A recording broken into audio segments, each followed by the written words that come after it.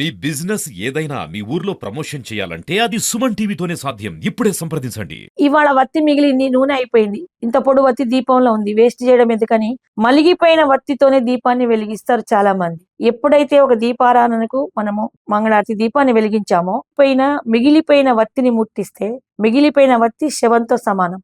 దీపము జీవం. ఇప్పుడు మనిషి శరీరంలో మన చలనంతో ఉన్నామంటే మనకు జీవం ఉన్నప్పుడు, ఎప్పుడైతే అది ఆరిపోయిందో మనిషి బాడీ కనబడుతుంది, ఫిజికల్ బాడీ మనకు కనబడుతుంది, అది శవమే కదా. అది శుభం ఇవ్వదు, శివం కాదు, శుభాన్ని ఇవ్వలేదు. కాబట్టి అటువంటి ఆరిపోయిన దీపంతోని మళ్ళీ దీపం వెలిగించకూడదు. చాలా మంది ఉదయం దీపారాధన చేస్తే వత్తి మిగిలిపోయింది కదా అని దాంట్లో ఇంకా కొంచెం నూనె పోసో నెయ్యి వేసో మళ్ళీ దీపాన్ని వెలిగిస్తారు. ఆ దీపం ఫలితం ఉండదు, ఇంకా అశుభ ఫలితాలను ఇస్తుంది. ఇంట్లో అలాంటి మలిగిన దీపము వెలిగించి ఉంచడం వలన ఇంట్లో రోగాలు తిష్ట వేసుకొని ఉంటాయి. అంటే ఎప్పుడు ఎవరో ఒకళ్ళు పేషెంట్లు, పిల్లలు గాని పెద్దవాళ్ళు గాని, ఇప్పుడు జలుబులు, జ్వరాలు, గొంతు నొప్పులు, ఇన్ఫెక్షన్లు, అలాంటి ఆరిపోయిన దీపాన్ని వెలిగించడం వల్ల, మురిగిపోయిన ఉసిరికాయలు వెలిగించడం వల్ల, దొంగతనాన ప్రమిదలు వెలిగించడం వల్ల ప్రమిద ఇచ్చిన వాడికి కొంత ఫలితం పోతుంది. అయితే దేవాలయ ప్రాంగణంలో ఒకటి చేయవచ్చు. అగ్గిపెట్ట లేకపోతే ఆరిపోయిన దీపం ఉంటే, దాని నిండా నూనె వత్తి ఉంటే, అది నిన్నటిది కాకపోతే దాన్ని మళ్ళీ వెలిగించడం వల్ల మీకు ఒక దీపాన్ని వెలిగించడం వలన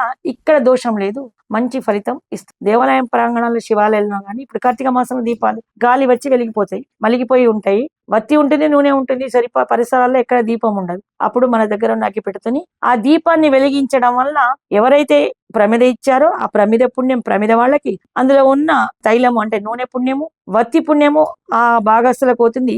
దీపం వెలిగించిన పుణ్యం మీకు తప్పకుండా వస్తుంది. వాళ్ళ ముగ్గురికి సగభాగం పోతే మీకు సగభాగం దీపాన్ని వెలిగించిన పుణ్యం. అలాగే శిథిలమైన దేవాలయాల్లో శిథిలమైనటువంటి రావి వృక్షాల కింద ఏ మాసం, కార్తీక మాసం ఏ మాసమైనా కానీ దీపాన్ని పెట్టడం వలన మన జీవితంలో జ్యోతిష్య ప్రకారం ఉండే గ్రహ దోషాలు కొన్ని నివారించబడతాయి. అయితే అర్చనా విధానంలో దీపాలు వాటి ప్రాముఖ్యత చాలా ఉంది.